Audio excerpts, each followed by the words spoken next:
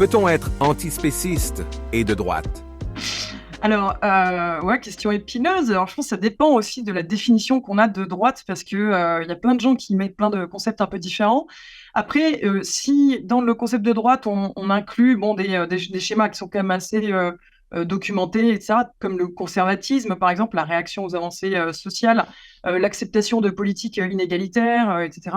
Alors, bah, c'est assez difficile de ne pas mettre l'antispécisme à l'opposé, en fait, hein, parce que l'antispécisme, il est difficilement compatible avec justement ces notions d'inégalitarisme. C'est au contraire, on pousse l'idéologie égalitaire au plus loin et on n'oublie personne en route.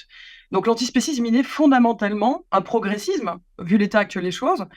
Comme je le disais tout à l'heure, une révolution par rapport à la relation qu'on a avec les autres animaux, parce qu'il y a une remise en question de la vision des autres animaux en tant que marchandises, en tant que masse indifférenciée.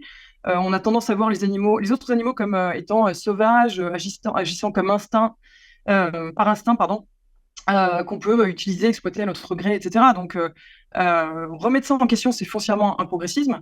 C'est aussi un rejet des préjugés à l'égard d'un exogroupe. Et ça, c'est typiquement une valeur qu'on va retrouver aussi plutôt dans les milieux progressistes, plutôt à gauche, qui remet en question le fait que les autres animaux soient stupides, qu'ils soient incapables de souffrir, par exemple, ou qu'ils font partie de la nature, qu'ils nous sont inférieurs, qu'ils n'ont pas de culture, etc.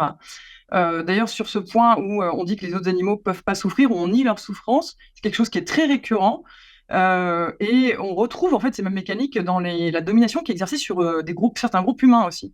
On estime que peut-être les personnes racisées, elles souffrent moins, ou qu'elles sont plus résistantes à la douleur, ou les femmes aussi, où il y a des différences de prise en charge de soins médicaux. On le voit dans l'histoire où justement on a nié la capacité de certaines populations humaines à ressentir de la souffrance. Et on a un peu ces mêmes schémas. L'antispécisme, c'est aussi fondamentalement une lutte contre l'obscurantisme et contre les dogmes.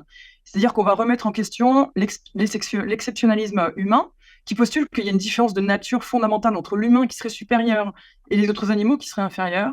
C'est une lutte contre l'anthropocentrisme ou contre le scalisme, par exemple, qui est une vision ordonnée de l'univers qui postule que tout en haut, il y a Dieu, puis les humains, puis les mammifères, puis les oiseaux, puis les amphibiens, puis les minéraux, les plantes, etc.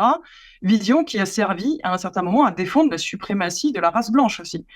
Donc ce schéma de hiérarchisation du vivant, de hiérarchisation des espèces animales, l'antispécisme s'y oppose fermement. L'antispécisme, c'est aussi une lutte contre le suprémacisme, donc contre les discriminations arbitraires en fait, une lutte contre la domination, contre l'asservissement, et une lutte émancipatrice pour la libération, comme je disais tout à l'heure, qui oublie personne, c'est-à-dire qui inclut des individus, même avec lesquels on ne peut pas communiquer, même qui sont voilà, extrêmement fragiles. Donc historiquement, toutes ces valeurs-là et toutes ces luttes-là, elles sont quand même marquées fortement à gauche. Après, je pense qu'on peut être antispéciste et néanmoins adhérer à certaines valeurs de droite. Voilà, je connais certaines personnes pour lesquelles c'est le cas. Tout comme on peut défendre en fait aussi les intérêts des minorités de genre, par exemple, les intérêts des femmes, etc., et adhérer à des valeurs de droite. C'est pas un truc que voilà, on observe aussi la chose, quoi. Donc je pense qu'il faut distinguer le courant antispéciste et les fondements de l'antispécisme et les antispécistes, qui sont pas non plus une masse homogène. Voilà.